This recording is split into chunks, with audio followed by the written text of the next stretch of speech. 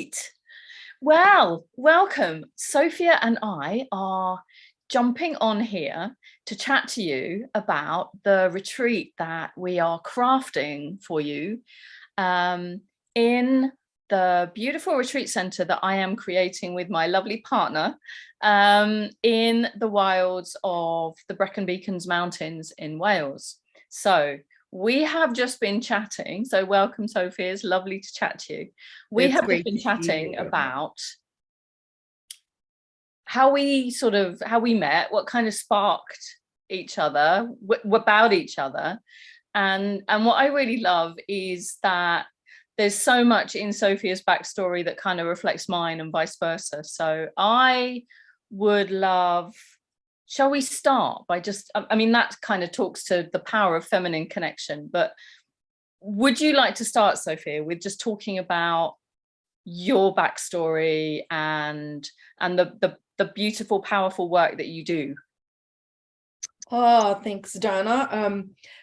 Well, first of all, I just want to say thank you, and also to just recognize how wonderful it was to really meet you last year. We were just talking about that, and you're just one of those people where, I saw you and it was like, there you are. So I really, yeah, I really love that, and I'm excited about what we're doing because I've always been into mythos. I've always been into the power of essential myths and archetypal themes. I've always believed in the power of our myths and our stories to guide us through our own healing experiences. And in my life, I've always found that the right story finds me at the right time, because the stories themselves are alive, aren't they? Yeah, absolutely. Yeah. And they always have, when you dig, they always have a real jewel that is kind of personal medicine, when, and we were talking about this a little bit, and I'll give the mic back to you in a sec, but yeah, that's another reason why I really connected with the work that you do, because we can look at these myths as just a story which is outside of us, but if you go deep diving, there's always some jewel that is personal and is the medicine for you from that story, right? Absolutely.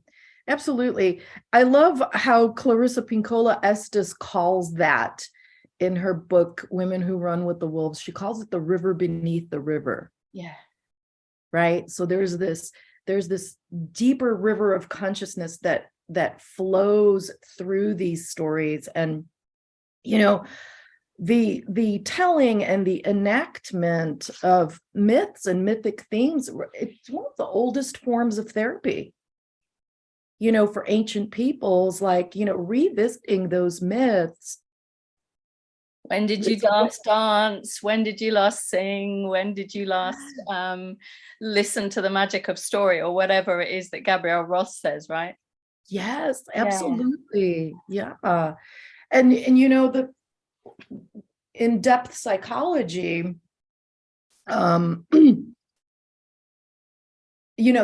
that's called participation mystique. So it's like when we immerse into a myth, we get into this liminal space of consciousness where, the boundaries between yourself and the archetype become blurred, and you realize that, that goddess's story, or that, legendary woman's story, it does touch yours. Yeah. And that, we can look behind also the way that a lot of these myths have been passed down to us, especially in the West, because they have been translated and written and rewritten, and so often to fit the worldview of, a patriarchal conquering force. Patriarchal power. Exactly. Yeah. So that's another reason, right, that we have to really go digging. We have to really go digging for the kind of pre-patriarchal message. What's the real jewel that helps us as women really understand our own stories and really understand our own medicine? So yeah, tell us how you weave that, because I love that, and that's something that I've been working with for a long time myself. But tell us how you weave that into dance and what you call performance. So I had always kind of instinctually woven movement and music and song into my ceremonial practice. I've been in Wicca for over 40 years now, you know, but it was when I discovered Isadora Duncan dance in 2005, and then subsequently Ruth St. Denis, that this whole universe of expression and connection to archetypes opened up for me.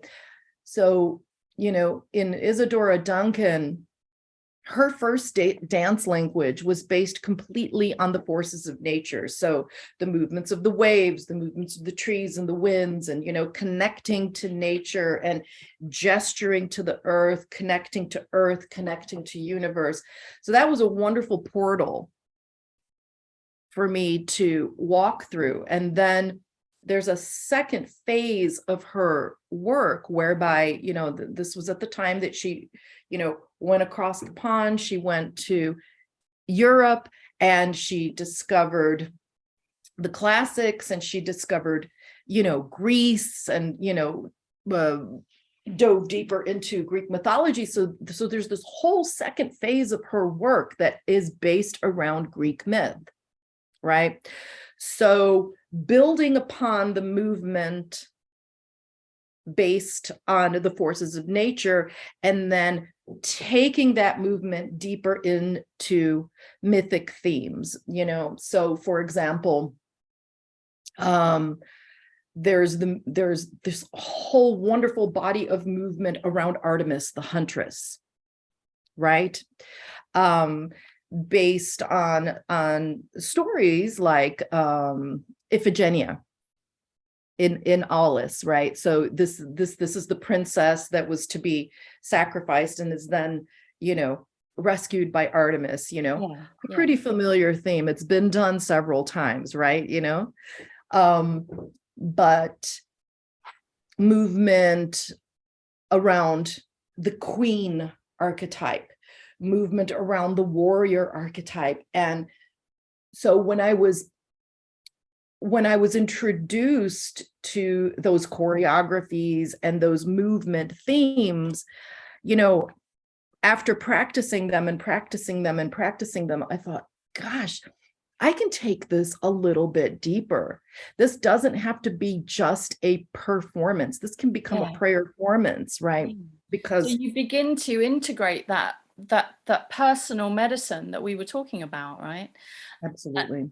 And what I think is really interesting is that your dance journey sounds really similar to my yoga journey. I mean, I was a big dancer when I was younger, but for reasons I'm not going to go into here, I ended up doing a technology degree and trying to find ways of integrating movement that was really nourishing to me, sort of in my 20s. And I got into yoga, and I got into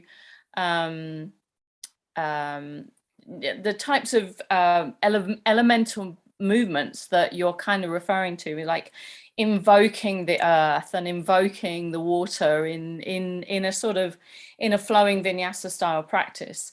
But I started feeling, while that's really nourishing to your body, to, you know, to think about how I can embody the elements, back in sort of 2016, 2017, I was really inspired to take it further with integrating sort of work, for want of a better word, but devotional goddess embodiment into into pilgrimages with the land, and that's kind of where everything weaves together with what we're planning for July is weaving the story of two goddesses from the Welsh landscape here with the Welsh landscape, with the beautiful kind of prayer formants and personal medicine that you were talking about. So I think it's going to be really, beautiful and nourishing. And what else would you like to say about it? I'm just really excited. Yeah, I agree. I think that we plug in much deeper and we access the power of it in a much deeper and more integrated way when we honor the landscape, because let's face it, every mythology rises from the land. Yeah. All mythos rises from the land, doesn't it? And even I read somewhere recently that most deities are named for the landscape from which they arise. So there's something that's really kind of intimately interwoven with, and it might be a really obvious statement, but there is something that's really intimately interwoven with the goddesses of the landscape and the landscape itself and the medicine of the land. And I think it's just going to make a really beautiful kind of interweaving. Absolutely. And with working with the land too, I feel like it anchors the, mythopoetic effect of the work more firmly in the woman's body too, because it doesn't just end there. It ripples forward. Yeah. You get to take it away. You get to take it away. And real changes are made, aren't they? Yeah. Real changes are made. And one other thing that I find to be really, really, really interesting, how they say, be the change that you want to see in the world and that sort of thing. These stories are alive. And the archetypes, the legends, the goddesses within those stories too, and especially the two that we're working with. Am I going to say it right? Bladawith. Yeah, I mean, I'm still learning Welsh myself, but yeah, I think Blodawedd or Blodewedd or something like that. So my promise to the audience is to get my pronunciation of Blodawedd's name to really honor her. But yeah, we're working with her, and we're working with Rhiannon, two really powerful goddesses in associated with the Welsh landscape. Associated with with the Welsh landscape, and associated with two powerful themes of sovereignty and love. And reading through their myths, you can see where they too are wounded. Yeah. And when we do this kind of work, when we really enter into this special psychic space of prayerformance, the healing that we experience there, I truly believe it reflects back to the archetype. So it's the transpersonal experience. And I think that is something that is so incredibly powerful that we can't even speak it. We have to dance it. We have to enact it. We have to be in it physically. Yeah. And I want to add one other thing, because that is really powerful. That is really powerful, that embodiment of the medicine. But there is another really powerful ingredient, and that is you can't be doing that in circle, right? You can't be doing that with other women, right? Because you get to experience that as a tribe, and you get to begin to embody the medicine as a group. And it's kind of an even stronger, what's the word I'm looking for, kind of We force raising. multiply for each Yes, other, don't that's the we? word I'm looking for. Yeah, it's Yeah, an even sort of stronger multiplication of that medicine. And we get to all take that medicine out into our communities. So absolutely. I am really super excited about it. And we witness each other too. So that's like a Yes, big part it of is. my work too. Like, you know, we witness each other. We witness each other intentionally because as sisters, one of the biggest gifts that we can give each other is the gift of reflection. You know, I see I see you. you. Yeah, I I see you. honor you. I see you and I honor you for the way you Yes. are now and for the woman that you are becoming. And it's, yeah, it is so, so powerful. Um, One little thing that I don't know if you know about me, but I have a master's degree in traditions of yoga and meditation. My master's dissertation was written on the subject of body image in the yoga industry Mm. because, you know, we know that it reflects the wider patriarchal society. So my studio is actually going to be full of these tiny little curvy yoga goddesses. Okay. So I'm really passionate about inclusivity and body positivity. Yes. Um, Especially for women. yeah, yeah, Yeah. and I've completely forgotten where I was going with that, but it's going to be powerful. It is going to be Oh powerful. no, I do remember. So um, in my master's dissertation, I was reflecting about, because I was writing it during the pandemic, and I was reflecting about the trauma of the pandemic. Mm. You know, we were talking about this, the whole like Medusa moments during the pandemic. There is nothing quite so healing for women as for trauma as being in groups of people, of women doing this kind of work. You know, Agreed. it is kind of up there in terms of one of the most healing things we can do to our nervous systems and to the way that we are experiencing the world, is to do this kind of work, to dive into the medicine of the stories and to witness each other, as you've said, but to do that in community and in circle. It is one of the most healing things for women, medically Agreed. proven. Yeah. And So to do it in your beautiful space in those beautiful hills is going to yes, be yes. such a blessing.